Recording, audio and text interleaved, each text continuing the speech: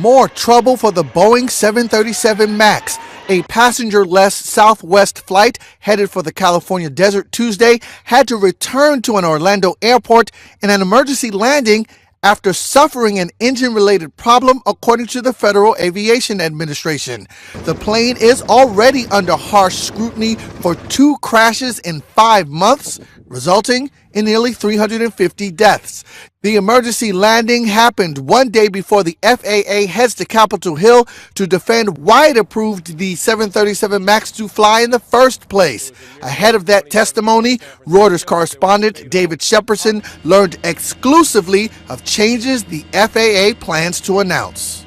The Transportation Department's Inspector General has written a series of critical reports over the last decade about the FAA's shifting of some of the responsibility for certifying the aircraft to Boeing and other manufacturers themselves. So in response to the most recent report by the DOT Inspector General, the FAA has pledged by July to revamp how they are overseeing this certification effort by Boeing and these other manufacturers. The FAA has yet to approve a Boeing fix for the software glitch believed to be at the heart of both the recent Ethiopian airline crash and the Lion Air disaster in October.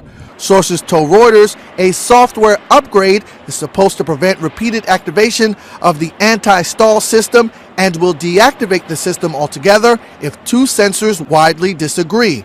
But that might not be enough to win back confidence from aviation regulators around the world, which have grounded the 737 MAX. China, which was the first country to ban the 737 MAX after the recent crash, on Tuesday refused to accept any applications to certify the plane for flying.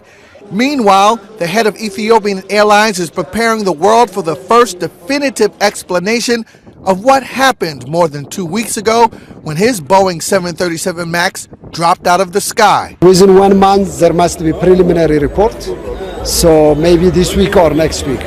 The lead investigators into the crash told Reuters Tuesday the report is very likely to come even sooner, like in a matter of days.